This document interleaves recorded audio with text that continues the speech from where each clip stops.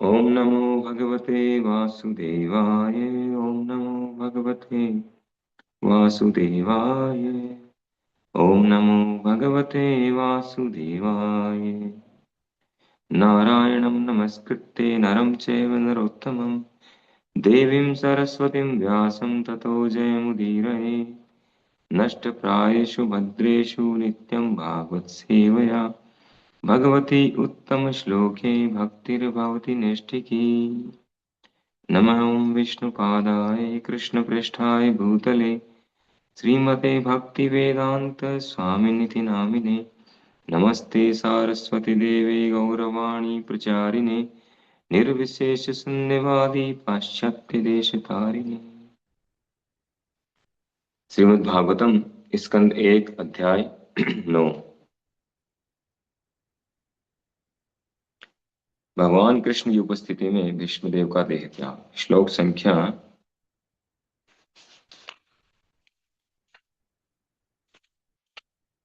26। तो श्लोक का कुछ पाठ रह गया था।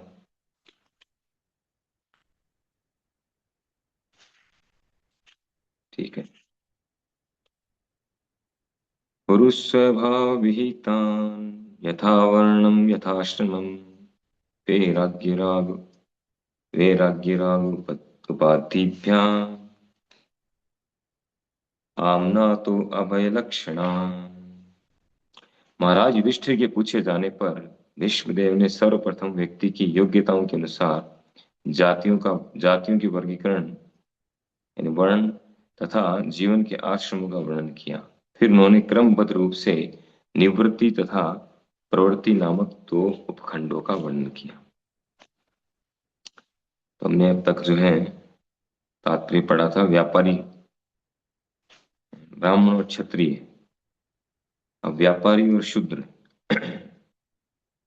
ठीक है, इनको समझते हैं। साथ ही साथ निवृत्ति मार्ग और प्रवृत्ति मार्ग। तात्पर्य, व्यापारी वर्ग के सदस्यों अर्थात वैश्यों को विशेष रूप से आदेश है कि वे गायों की रक्षा करें। गायों की रक्षा करने का अर्थ है दुग्ध उत्पादन अर्थात दही तथा मक्खन की वृद्धि।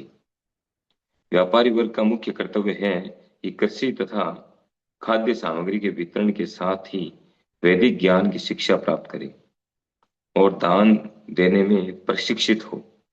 जिस प्रकार क्षत्रियों पर प्रजा की सुरक्षा का भार सौंपा जाता था, उसी प्रकार वैश्यों पर पशुओं की सुरक्षा का भार था।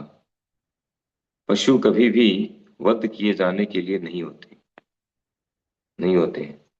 पशु वध बर्बर समाज का ही एक लक्षण है। मनुष्य के लिए कृषि उत्पाद, फल तथा दुग्ध ही पर्याप्त तथा अनुकूल खाद्य पदार्थ है। मानव समाज को चाहिए कि पशु सुरक्षा पर अधिक ध्यान दे। श्रमिक की श्रमिक की उत्पादक शक्ति का दुरुपयोग तब होता है जब उसे औद्योगिक कार्यों में लगा दिया जाता है। विभिन्न प्रकार के उद्योग कभी भी मनुष्य की अनिवार्य आवश्यकताओं यथा चावल, गेहूं, धान्य, दूध, फल, तरकारी का उत्पादन नहीं कर सकते। मशीनों तथा मशीनी औजारों के उत्पादन से स्वार्थी वर्ग के लोगों के कृत्रिम रहन सहन को बढ़ावा मिलता है और हजारों लोग भूखों मरते हैं तथा अशांत बनते हैं।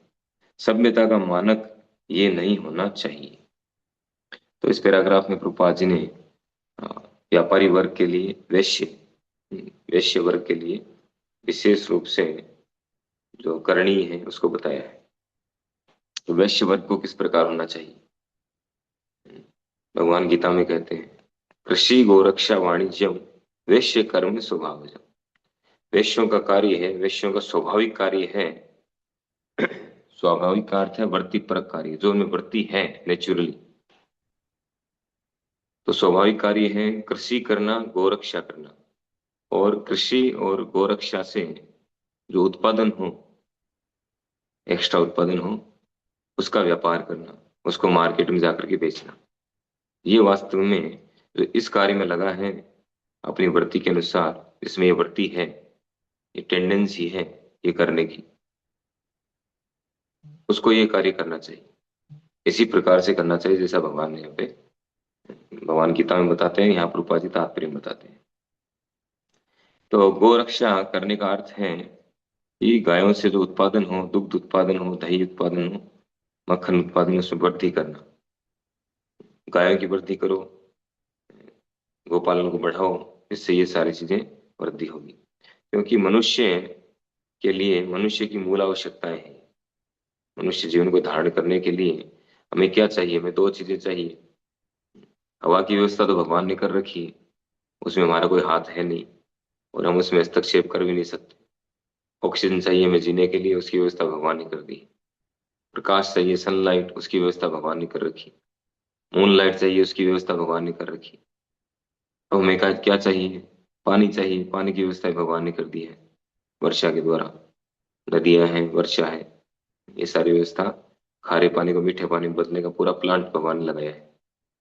तो अब हमें क्या चाहिए? और हमें चाहिए अन्न और दुग्ध, दूध चाहिए। वो कहाँ से मिलेगा? अन्न मिलेगा खेती करने से। हम सभी अन्नात् भवन्ति भूतानि, गीता में भगवान एक सिद्धांत बताते हैं। और गीता के जो सिद्धांत हैं वो सार्वभौमिक है, संपूर्ण जगत के लिए है, संपूर्ण पृथ्वीवासियों के लिए है। ऐसा नहीं केवल हिंदुओं के लिए है, केवल जो सनातन धर्म को फॉलो करते हैं उनके लिए है, क्रिश्चियन कम्युनिटी के लिए नहीं है, मुस्लिम कम्युनिटी के लिए नहीं है। ऐसा नहीं है। जो भी मनुष्य शरीर जिसने धारण किया है, या जिसने, जितने भी जीवात्मा हैं जिन्होंने भौतिक शरीर धारण किया है, उन सभी के लिए एप्लीकेबल है गीता के सिद्धांत। पर्टिकुलर एक कम्युनिटी, एक समुदाय, एक समाज के लिए नहीं, सभी के लिए।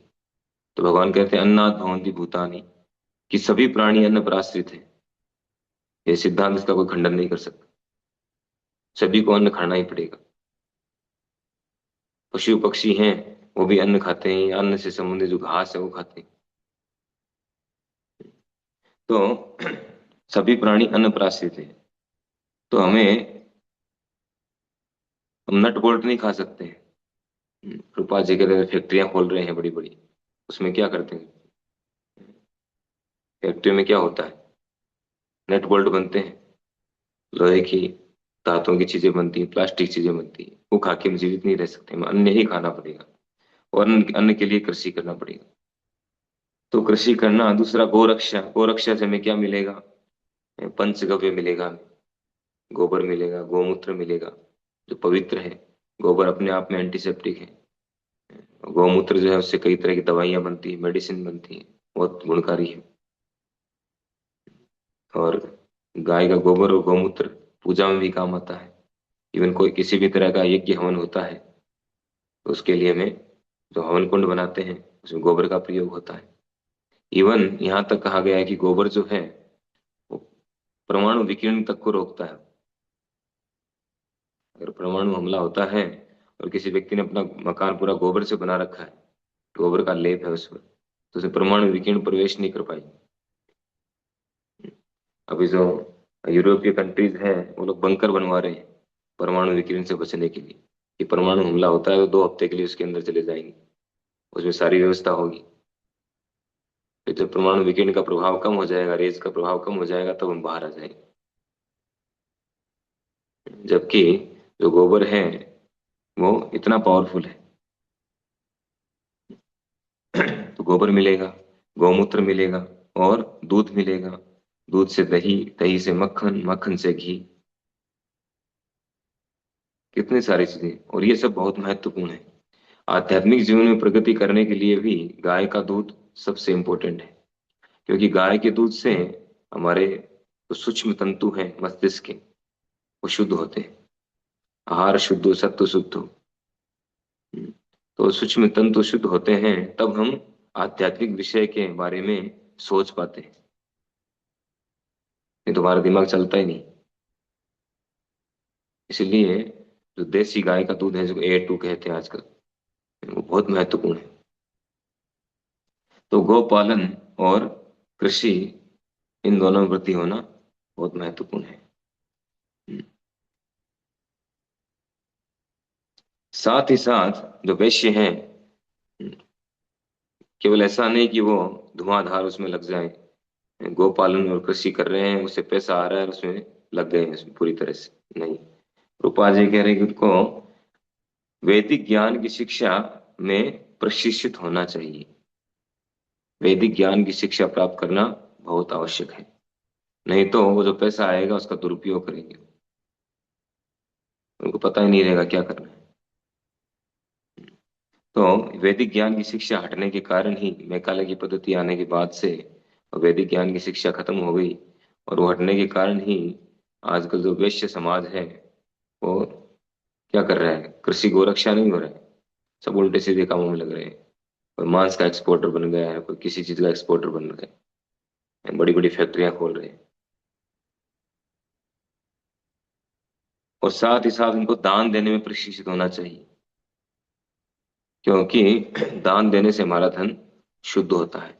और दान किसको दे वो भी समझना जरूरी है। तो गीता में भगवान ने सब कुछ दिया है, एवरीथिंग। 3 प्रकार के दान बताए गए हैं, तमोगुणी, रजोगुणी, सतोगुणी दान। तो दान किसको देना है ये भी समझना जरूरी है। रूपा जी वहां बताते हैं सतोगुणी दान में कि विष्णु और वैष्णव की सेवा में दान देना चाहिए। भगवान की सेवा के लिए, प्रचार कार्य के लिए, इसके लिए दान देना चाहिए। नहीं तो आपने किसी ऐसे व्यक्ति को दान दिया और उसने उस दान का दुरुपयोग किया तो उसका रिएक्शन आपको भोगना पड़ेगा। तो इसलिए ये बहुत जरूरी है और दान देना बहुत आवश्यक है। जैसे हम गवर्नमेंट को टैक्स देते हैं, टैक्स देते हैं तो पैसा एक नंबर हो जाता है हमारा, वाइट मनी। और टैक्स नहीं देते हैं तो ब्लैक मनी, उसको हम यूज भी नहीं ले सकते। हमेशा भय रहता है, हमेशा भयभीत रहते हैं। तो ठीक उसी प्रकार से जो दान नहीं देता है वो हमेशा भयभीत रहता है, टेंशन में रहता है, उस धन का दुरुपयोग करता है। दुरुपयोग करने से रिएक्शन, दान नहीं देने से रिएक्शन, और दान देने से उसका धन शुद्ध हो जाता है। तो जिस प्रकार क्षत्रियों पर प्रजा की सुरक्षा का भार सौंपा जाता था, उसी प्रकार वैश्यों पर पशुओं की सुरक्षा का भार था। क्षत्रियों पर संपूर्ण प्रजा की सुरक्षा का भार होता था। प्रजा के अंदर पशु पक्षी भी होते थे। ऐसा नहीं केवल मनुष्य जो वोट देंगे वही हमारी हमारी प्रजा है, नहीं, ये गलत सिद्धांत है। आजकल यही चल रहा है। जो वोट देने वाले हैं, वोट देने वाले मनुष्य हैं। सारे नहीं, मनुष्य भी सारे नहीं। जो हमें वोट देंगे वो हमारे हैं, बाकी अपोजिशन है। लेकिन वास्तव में राजा के लिए सभी उसकी संतान की तरह थे। चाहे पशु हो, पक्षी हो, सभी की जिम्मेदारी थी राजा पर। और स्पेशली जो वैश्य हैं, वैश्य समाज, उन पर जिम्मेदारी थी पशुओं की सुरक्षा। जितने प्रकार के पशु हैं, सभी प्रकार के। तो कृषि करेंगे, कृषि उत्पादन होगा तो सभी पशुओं को खाने के लिए भरपेट मिलेगा। मनुष्यों को मिलेगा, मनुष्यों को अन्न मिलेगा, पशुओं को घास फूस मिलेगा, और सभी कुछ सुचारू रूप से चलेगा। पशु कभी भी वध किए जाने के लिए नहीं होते।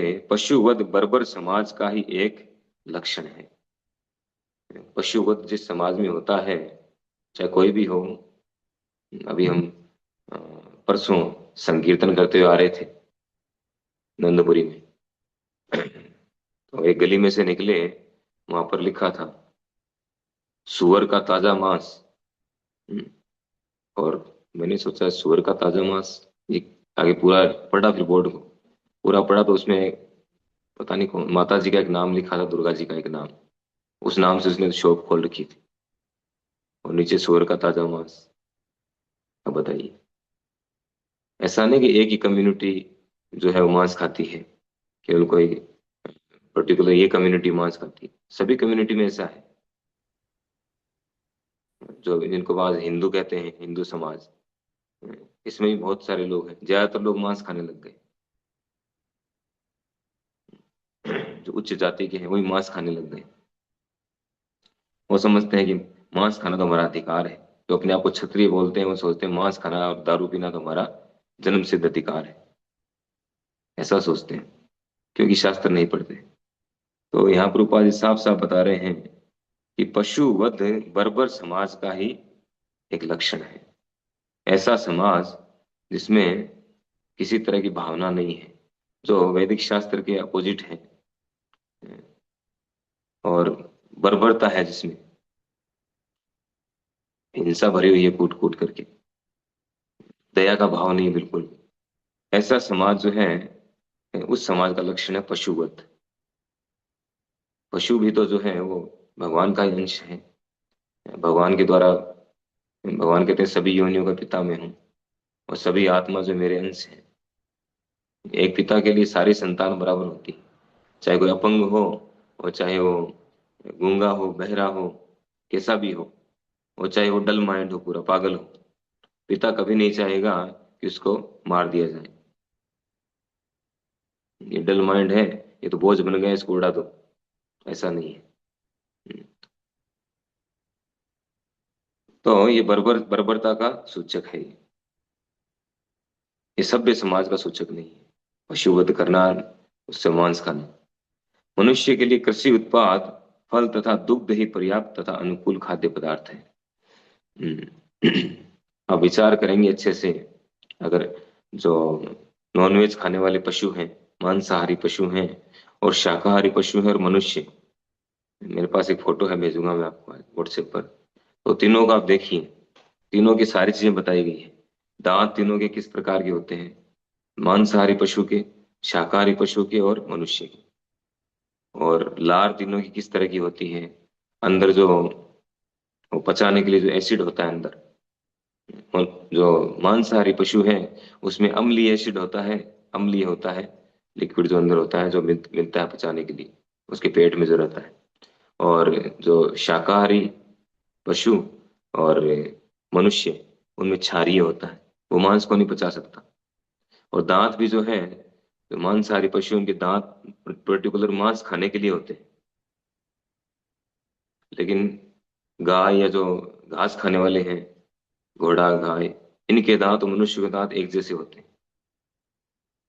लार भी जो है, उनकी अलग प्रकार की होती है, उनमें लार नहीं होती, और इनमें लार होती है। और जो मांसाहारी पशु हैं, वो सीधा, वो चबाते नहीं है, वो सीधा निगलते हैं। उनके अंदर इतना पावरफुल एसिड होता है कि वो पचा देता है उसको, मांस को।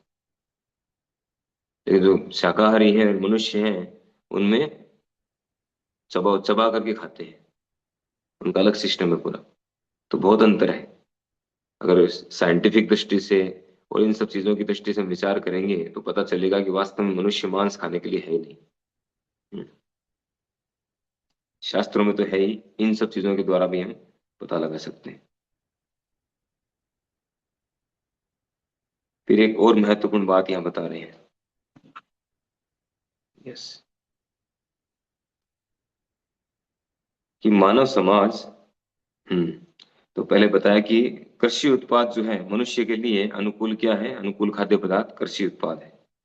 तो आगे कह रहे हैं, मानव समाज को चाहिए कि पशु सुरक्षा पर अधिक ध्यान दे। ठीक है, हो गया। श्रमिक की उत्पादक शक्ति का दुरुपयोग तब होता है जब उसे औद्योगिक कार्य में लगा दिया जाता है। विभिन्न प्रकार के उद्योग कभी भी मनुष्य की अनिवार्य आवश्यकताओं यथा चावल, गेहूं, धान्य, दूध, फल, तरकारी का उत्पाद नहीं कर सकते।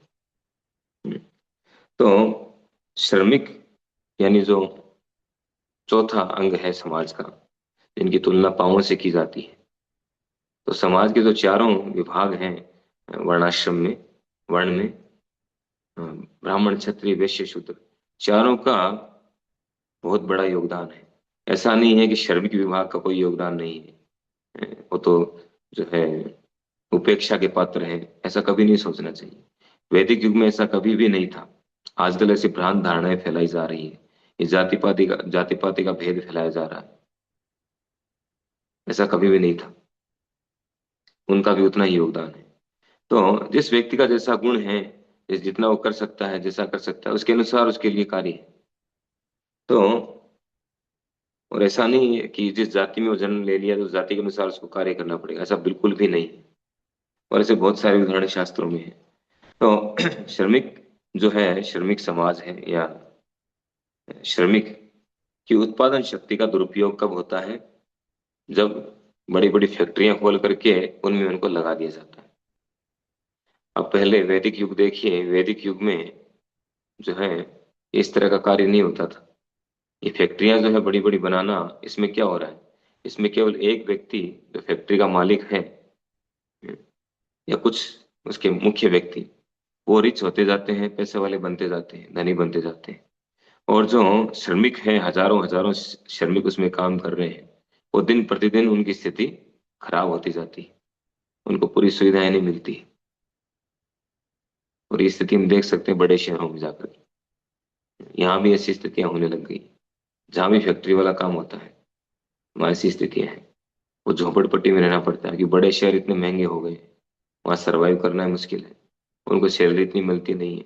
वो चकाचौंध के चक्कर में जाते हैं शहर में, कि मुंबई जाके हीरो बन जाएंगे, या पता नहीं क्या हो जाएगा मुंबई जाके, माया नगरी है। तो बड़े शहर में जाते हैं, और जाकर के ऐसी स्थिति हो जाती है कि न तो गांव आने के लायक रहते, गांव में मुंह दिखाने लायक नहीं रहते, और न शहर में रहने के लायक है। बहुत बुरा हाल होता है। या तो फिर फैक्ट्री में रहते हैं, लगते हैं, और फिर शराब पीना और गलत कार्यों में लग जाते हैं, क्योंकि सही उनको संग भी नहीं मिलता, और कोई कल्चर नहीं है। तो इस तरह से पूरी तरह से मनुष्य समाज का पतन होता जाता है। जबकि पहले हम देखेंगे तो सभी लोग इतना आराम से रहते थे। सूर्य अस्त होने से पहले सब फ्री हो जाते थे, होकर के बैठते थे, सब आपस में डिस्कशन करते थे, बातें होती थी। हम्म, शास्त्रों पर चर्चा होती थी। इतना सुखी जीवन था। और जब से लाइट का आविष्कार हो गया है, फैक्ट्रियां चल गई हैं, 24 घंटे ड्यूटी चलती है, मनुष्य के जो जीवन है मनुष्य का पशु से भी बेहतर हो गया है।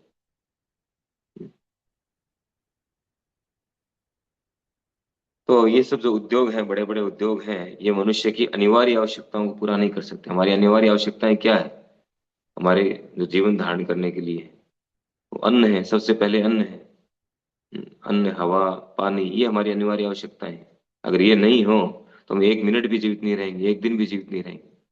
अन्न नहीं हो तो हम कुछ दिन सरवाइव कर सकते हैं, उसके बाद हम जीवित नहीं रह पाएंगे। चाहे कितनी बड़ी बड़ी फैक्ट्रियां हमारे पास में, कितना ही धन क्यों ना हो, उसको थोड़ी खा लेंगे, या नट बोल्ट खा के थोड़ी जीवित रहेंगे। खाना तो अन्न ही पड़ेगा। तो इसीलिए हमारी जो मुख्य आवश्यकताएं हैं वो पूरी इनसे नहीं होगी। मशीनों तथा मशीनी औजारों के उत्पादन से स्वार्थी वर्ग के लोगों के कृत्रिम रहन सहन को बढ़ावा मिलता है। जो बड़े लोग हैं, बड़ी बड़ी फैक्ट्रियां खोल के जो बैठे हैं, उनके रहन सहन को, कृत्रिम रहन सहन को बढ़ावा मिलता है। वो और ज्यादा रईस रईसाई से रहते हैं। हम्म, ऐसे घरों में जाकर के देखेंगे, उनका रहन सहन इतना राजा महाराजों की तरह रहते हैं। हम्म, उनको बढ़ावा मिलता जाता है, उनके खजाने भरते जाते हैं, और हजारों लोग भूखे मरते रहते हैं। अभी भी आप जाइए अफ्रीका में, इतनी हालत खराब है वहां पर, कई देशों में अफ्रीका की। वो खानों में काम करते हैं, जो बड़ी बड़ी खाने हैं, गोल्ड की खान है, 2-2 किलोमीटर गहरी चली गई है। सांस लेना मुश्किल है, और सांस लेने के लिए कृत्रिम व्यवस्था की जाती है। बहुत बुरा हाल है। इतना स्ट्रगल करके थोड़ा सा पैसा मिलता है, उनकी मूल आवश्यकताएं पूरी नहीं हो पाती। तो ये सब जो है, ये सब वास्तव में सभ्यता नहीं है, ये असभ्यता है। जिस देश में जितनी ज्यादा हॉस्पिटलें बढ़ रही हो और पुलिस थाने बढ़ रहे हो, वो देश को प्रगति पर नहीं है। पुलिस थाने बढ़ रहे हैं, इसका मतलब क्राइम बढ़ रहा है, तभी तो पुलिस को बढ़ाना पड़ रहा है, पुलिस चौकियां बढ़ानी पड़ रही। और हॉस्पिटल बढ़ रहे हैं, इसका मतलब क्यों बढ़ रहे हैं हॉस्पिटल? बीमारियां बढ़ रही है, हॉस्पिटलों की आवश्यकता है। तो क्या ये प्रगति है? ये कोई प्रगति नहीं। ये तो उल्टा हम माइनस में जा रहे हैं, आत्महत्याएं बढ़ रही है। तो ये कोई प्रगति नहीं है। पहले वैदिक काल में देखिए, वैदिक काल क्यों, अगर 100-200 साल पहले ही चले जाए, अंग्रेजों के आने से पहले तक चले जाए, तब तक भी ऐसी अच्छी स्थिति थी। या उससे पहले 1000 साल पहले जाए, मुगलों के आने से पहले जाए, तो न तो हॉस्पिटल थे, एक भी, जो आजकल जो एलोपैथिक हॉस्पिटल है, एक भी हॉस्पिटल नहीं था। वैद्य होते थे आयुर्वेदिक। एक भी जो है इंग्लिश स्कूल नहीं थे। ये थाना, या जो कहते हैं इसको, पुलिस चौकियां नहीं थी। राजाओं का राज्य था। बहुत ही सुचारू रूप से सब चलता था, और शांति से लोग रहते थे, भजन करते थे। नेक्स्ट प्रभुपाद जी कह रहे हैं कि सभ्यता का मानक ये नहीं होना चाहिए। शूद्र वर्ग कम बुद्धिमान होता है, और उसे कभी भी स्वतंत्रता नहीं मिलनी चाहिए। वे समाज के 3 उच्चतर वर्णों की सेवा करने के निमित्त है। शूद्र वर्ग उच्चतर वर्णों की सेवा से ही जीवन की सारी सुविधाएं प्राप्त कर सकता है। शूद्रों के लिए ये विशेष आदेश है कि वे धन संचय न करें। जो जो ही शूद्र धन संग्रह कर लेते हैं, त्यों ही वे इसका दुरुपयोग सुरा सुंदरी तथा जुआ खेलने में करने लगते हैं। सुरा सुंदरी तथा जुआ खेलना इसके सूचक हैं कि जनता शूद्रों से भी नीचे गिर चुकी है। उच्च जातियों को चाहिए कि वे हमेशा शूद्रों के पालन का ध्यान रखें और उन्हें अपने इस्तेमाल किए हुए पुराने वस्त्र दें। शूद्र अपने मालिक को तब भी न छोड़ें जब वह वृद्ध तथा अशक्त हो जाए, और मालिकों को चाहिए कि वे सेवकों को सभी प्रकार से संतुष्ट रखें। किसी भी यज्ञ के पूर्व सर्वप्रथम शूद्रों को प्रचुर भोजन तथा वस्त्र द्वारा संतुष्ट किया जाना चाहिए।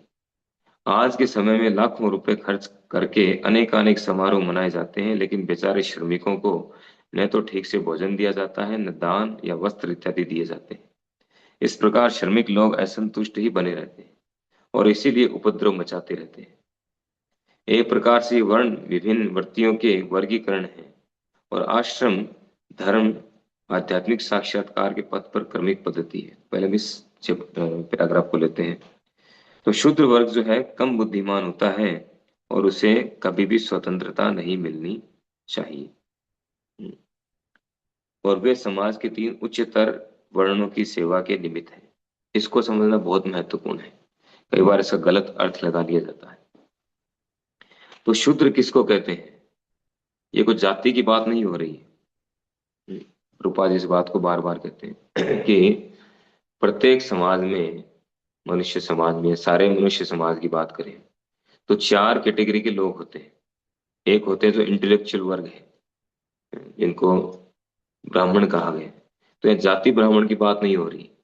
जो बुद्धिमान वर्ग है और वो बुद्धि का प्रयोग करता है शास्त्रों को समझने में, पठन पाठन, शास्त्रों को समझ करके अपने जीवन में उतारता है, उसके अनुसार अपना जीवन जीता है और लोगों को वो शिक्षा देता है, वो ब्राह्मण वर्ग है, इंटेलेक्चुअल वर्ग। दूसरी कैटेगरी के हैं जो शासक वर्ग है, जिनमें शासन करने की वृत्ति है, कंट्रोलिंग, कंट्रोल करने की वृत्ति है, इस तरह की वृत्ति है। उनको भी चाहिए कि वो शास्त्रों का अध्ययन करें, और ब्राह्मण वर्ग जो इंटेलेक्चुअल वर्ग है उनके गाइडेंस में शासन चलाए, ये उनकी जिम्मेदारी। उनको दान दे। प्रशासक वर्ग जो है उनकी रिस्पॉन्सिबिलिटी है कि वो ब्राह्मणों को दान दे, ताकि उनका सुचारू रूप से कार्य चलता रहे, उनको कमाने के लिए नहीं जाना पड़े, धन कमाने में अपना टाइम वेस्ट न करना पड़े। वो शास्त्रों का अध्ययन करेंगे और शिक्षा देंगे, उनका यही कार्य है। और समाज में पूरी तरह से व्यवस्था बनाए रखेंगे, यज्ञ करने की व्यवस्था है, जो वैदिक कल्चर है उसको बनाए रखना। फिर जो है वैश्य समाज है। वैश्य समाज का कार्य क्या है? कृषि, गोरक्षा, वाणिज्य, फूड सप्लाई, और पूरे समाज को फूड सप्लाई करे। ये जो जिम्मेदारी है वैश्य समाज की है। तो वैश्य कौन है? जिनमें इस तरह का गुण है, वैश्य जाति वाली वैश्य की बात नहीं हो रही, जिनमें ऐसा गुण है कि वो कृषि और गोरक्षा ये कर सकते हो, और ये इसमें उनका इंटरेस्ट हो और गुण हो, और ये करके और उससे धन उत्पादन कर सकते हो। ये सब उत्पादन करके उनसे धन कमाने की जिन्हें टेंडेंसी हो। धन कमाना चाहते हैं लोग आजकल, लेकिन गलत कार्यों से, वो नहीं। अगर धन कमाना है तो कृषि गोरक्षा करिए। तो ये वैश्यों के लिए। और चौथे कैटेगरी, फोर्थ कैटेगरी है, वो है शूद्र, यानी जो इतने बुद्धिमान नहीं है। वैश्यों के लिए प्रभुपाद जी ने कहा उनको शास्त्र पढ़ना अनिवार्य है, नहीं तो धन का दुरुपयोग करेंगे। और जो ऐसे लोग हैं, फोर्थ कैटेगरी के जो लोग हैं, जो शास्त्रों को नहीं समझ सकते, उनकी बुद्धि नहीं है इतनी समझने की, वो नहीं समझ सकते हैं, वो केवल सेवा कर सकते हैं, तो उनकी जिम्मेदारी है कि तीनों वर्ग की सेवा करें ईमानदारी से। तो सेवा करें, और उन तीनों वर्गों की जिम्मेदारी है कि उनको पूरी तरह से हर चीज की, हर सुविधा की सप्लाई करें, हर सुख सुविधा उनको प्रदान करें। ये उनकी जिम्मेदारी है। ऐसा होना जरूरी है। अगर ऐसा होगा तो समाज सुचारू रूप से चलेगा। बीच का एक पीरियड ऐसा आया था, वैदिक कल्चर जब धीरे धीरे खत्म हो गई, कलयुग जब शुरू हुआ था, तो ऐसा पीरियड आया कि उस समय जातिवाद फैल गया। सबसे पहले जो है ब्राह्मणों का पतन हुआ। ब्राह्मणों का पतन हुआ तो कैसे हुआ? उन्होंने जाति के आधार पर अपने को, धीरे धीरे ब्राह्मणों ने वैदिक कल्चर को फॉलो करना, शास्त्र अध्ययन करना, ये सब कम कर दिया। ब्राह्मण की डेफिनेशन है ब्रह्म जानाति थी ब्राह्मण, जो ब्रह्म को जानता है, रियलाइज्ड सोल है। तो उन्होंने धीरे धीरे कम कर दिया शास्त्रों का अध्ययन करना, रूल्स रेगुलेशन फॉलो करना, और केवल जाति के आधार पर हम ब्राह्मण हैं। जैसे हम देखते हैं भक्ति सिद्धांत सरस्वती ठाकुर के समय एक ब्राह्मण सभा में उन्होंने बहुत शानदार प्रवचन दिया। उन्होंने कहा कि ब्राह्मण जो हेड ऑफ द सोसाइटी है, संपूर्ण समाज का हेड है वो। बहुत सारे ऐसे उदाहरण दिए उन्होंने और श्लोक कोट किए, जिसके द्वारा ब्राह्मणों का महत्व बताया समाज में। वो महत्व है, आज भी है, पहले भी था, हमेशा रहेगा। फिर उन्होंने कहा ब्राह्मण ब्राह्मण कौन है, जो गुण बताए उन्होंने कि इस गुणों के आधार पर ब्राह्मण है, न कि जाति के आधार पर। जिसमें गुण है जो भगवान ने गीता में बताए हैं, शमो दमो तपो शौचम शांति मार्जमेव च ज्ञानम विज्ञानम आस्तिकम ब्रह्म कर्म स्वभाव। जो इसको फॉलो करता है, जो इसके अनुसार कार्य करता है, जिसमें गुण है और इसके अनुसार कार्य करता है, वह ब्राह्मण है। नहीं तो ब्राह्मण नहीं, केवल जाति से ब्राह्मण नहीं। ये जब कहा तो भड़क गए सभी, उनको मारने पे उतारू हो गए। फिर जो भी है, तो इस तरह से डिग्रेडेड हुआ समाज। तो ब्राह्मणों ने रूल्स रेगुलेशन फॉलो करना बंद कर दिया और धीरे धीरे केवल जाति के आधार पर ब्राह्मण हो गए।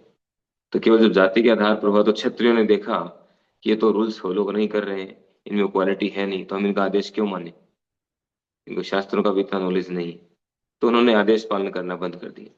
और जब ब्राह्मणों का आदेश नहीं मिला, ऊपर से इनको सही नॉलेज नहीं मिला, सही डायरेक्शन नहीं मिला, तो वो फिर जनता पर गलत तरीके से जो है शासन करने लग गए। अत्यधिक टैक्स लेने लग गए, अय्याशी में लग गए, उल्टे सीधे कामों में लग गए। तो उनका पतन हो गया। उनका पतन हुआ तो वेश्यों ने देखा कि हम टैक्स क्यों दें गवर्नमेंट को, जब गवर्नमेंट सही तरीके से काम ही नहीं कर रही, उसका दुरुपयोग कर रही है पैसे का। हम जो पैसा टैक्स के रूप में उनको दे रहे हैं उसका दुरुपयोग हो रहा है। तो उन्होंने टैक्स देना बंद कर दिया, टैक्स चोरी करना शुरू कर दिया, और उन्होंने भी शास्त्रों का अध्ययन बंद कर दिया। ऊपर से कोई गाइडलाइन नहीं, न क्षत्रियों को गाइडलाइन। क्षत्रियों ने मांसाहार शराब शुरू कर दिया, और वैश्यों ने भी धीरे धीरे उनका पतन हो गया। उनका पतन हुआ तो फिर वो जो है श्रमिक समाज का शोषण करने लग गए। तो वैश्य समाज है, उन्होंने श्रमिक समाज का शोषण करना शुरू कर दिया। तो क्षत्रियों ने भी करना शुरू कर दिया। क्षत्रियों ने वैश्यों का और श्रमिक समाज का शोषण शुरू किया। फिर वैश्य समाज ने श्रमिकों का शोषण शुरू किया।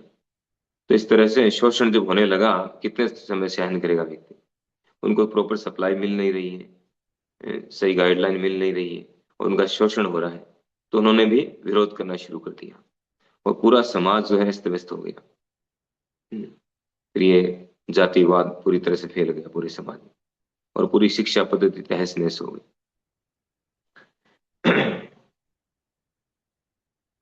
इस प्रकार से हुआ। तो अभी जो स्थितियां हैं उसी की देन है, यही कारण है। और प्रभुपाद जी यहाँ साफ साफ बता रहे हैं कि शूद्र वर्ग जो है, शूद्र वर्ग का मतलब जो कम बुद्धिमान है, जो शास्त्रों को नहीं समझ सकते हैं और केवल सेवा कर सकते हैं, सर्विस कर सकते हैं। तो उनके लिए क्या है कि अगर उनके पास ज्यादा पैसा आएगा, उनको अधिक धन नहीं देना चाहिए, धन नहीं होना चाहिए। और जैसे अधिक धन आएगा क्या करेंगे, सुरा और सुंदरी, शराब पिएंगे और व्यभिचार करेंगे, यही करेंगे और कुछ नहीं करेंगे। और ये फैक्ट है, ये हम देख रहे हैं आज के समाज में। कलो शूद्र संभव, कलयुग में तो सभी शूद्र है।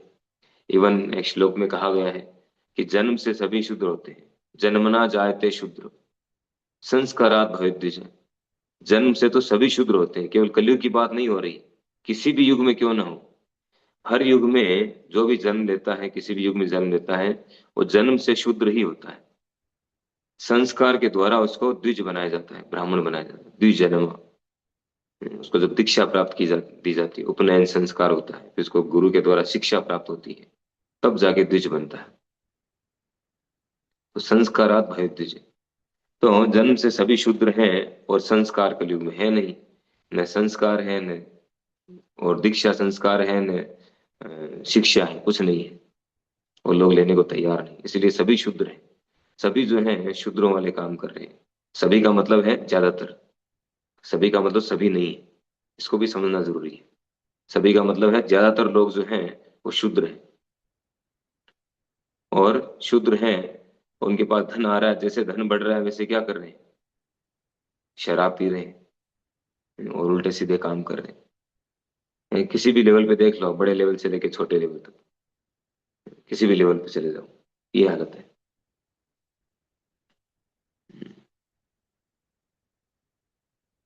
तो इस प्रकार से बताया गया शूद्रों के बारे में। एक और एग्जाम्पल दिया प्रभुपाद जी, आज के समाज में लाखों रुपए खर्च करके भी अनेक अनेक समारोह मनाए जाते हैं, लेकिन जो श्रमिक है उनको न तो भोजन दिया जाता है, न दान दिया जाता है, न वस्त्र दिए जाते हैं, कुछ नहीं। इसलिए हमेशा असंतुष्ट रहते हैं। करोड़ों रुपए खर्च कर रहे हैं शादियों में, जो आज का तथाकथित वैश्य समाज है, करोड़ों रुपए खर्च करते हैं और उनके लिए कुछ नहीं करते हैं, शूद्रों के लिए भूखे भूखे मर रहे हैं। उतने बुद्धिमान नहीं है, वो श्रम करके मेहनत करके थोड़ा बहुत कमाते हैं, तो उनको पूरा उनका देते नहीं है, जो उनको मिलना चाहिए पारितोषिक उतना उनको मिलता नहीं है, पूरी उनको सुविधा मिलती नहीं है। तो वो फिर क्या करते हैं, विरोध करते हैं, उपद्रव मचाते हैं। तो ये सब जो है, सुधार तभी होगा ऊपर से सुधार होगा। हम्म। यदि यदि आचरति श्रेष्ठ तत्ते विप्रजन। इसका एक लास्ट पैराग्राफ रह गया, इसको हम कल करेंगे। बहुत सबसे महत्वपूर्ण पॉइंट है उसमें, जो प्रवृत्ति और निवृत्ति और प्रवृत्ति मार्ग के बारे में। हरे कृष्ण। श्रीमद् भागवत महापुराण की जय, श्रील प्रभुपाद की जय।